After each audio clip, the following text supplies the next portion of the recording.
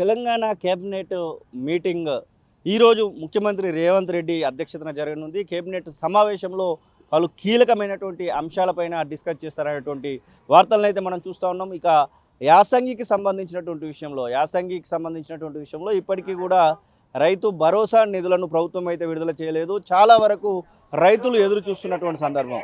యాసంగికి సంబంధించి రైతు భరోసా నిధులను ఖచ్చితంగా విడుదల చేయాలి అనేటువంటి ఒక నిశ్చయానికి వచ్చినట్టుగా తెలుస్తూ ఉంది. దాంతో పాటుగా పలు కీలకమైనటువంటి అంశాలపైన కూడా చర్చించబోతున్నట్టుగా తెలుస్తూ ఉంది. ఎంపీటీసీ జెడ్పీటీసీకి సంబంధించినటువంటి ఎన్నికలు, ఆ తర్వాత పలు రకాలైనటువంటి అంశాలు, ముఖ్యంగా గిగ్ వర్గర్లకు సంబంధించినటువంటి విషయంలో చాలా చర్చలు అయితే జరుగుతూ ఉన్నాయి. గిగ్ వర్గర్లు తమ యొక్క ఇబ్బందులను చెప్పుకుంటూ ఉన్నారు. వారికి సంబంధించి కూడా చర్చించబోతున్నట్టుగా తెలుస్తూ ఉంది. దాంతో పాటుగా ప్రధానంగా మెట్రోకు సంబంధించినటువంటి విషయంలో మెట్రోను టేక్ ఓవర్ చేస్తారు, తెలంగాణ ప్రభుత్వమే టేక్ ఓవర్ చేస్తుందనేటువంటి వార్తలు అయితే మనం చూస్తూ ఉన్నాము. దాంతోపాటుగా మెట్రో విస్తరణకు సంబంధించినటువంటి అంశంలో కూడా చర్చించబోతున్నట్టుగా తెలుస్తూ ఉంది.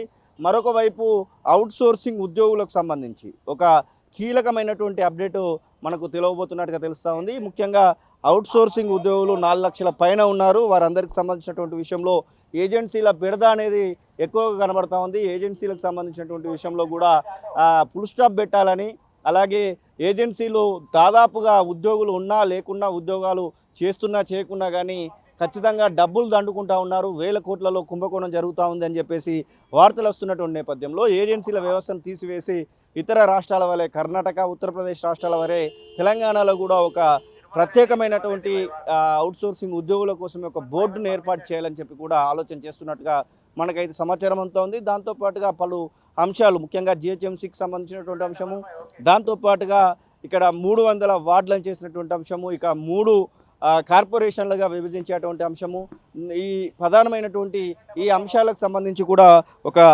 చర్చ మాత్రం ఉండబోతున్నట్టుగా తెలుస్తూ ఉంది. దాంతోపాటుగా ఇక ఉద్యోగులకు క్యాష్లెస్ వైద్యం పైన, దాంతోపాటుగా మహాలక్ష్మి ఏదైతే ఫ్రీ బస్సు సౌకర్యం ఉందో దానికి సంబంధించి స్మార్ట్ కార్డులు ఇవ్వాల్సినటువంటి అంశం పైన కూడా చర్చనైతే చేయబోతున్నట్టుగా తెలుస్తూ ఉంది. దాంతోపాటుగా తల్లిదండ్రులను చూసుకున్నటువంటి ప్రభుత్వ ఉద్యోగులపైన కూడా కొరడా జులిపించాలని ప్రభుత్వము ఈ క్యాబినెట్ సమావేశంలోనే ఒక కొత్త జీవోను తీసుకొచ్చేటువంటి అంశం పైన కూడా ఆలోచిస్తున్నట్టుగా మాత్రం తెలుస్తూ ఉంది. చూడాలి మరి, సాయంత్రం వరకు ఈ యొక్క క్యాబినెట్ సమావేశం అయితే జరగనుంది. అసలైన తొలి వెలుగు. ఫాలో వాట్సాప్ @తొలి వెలుగు అఫీషియల్.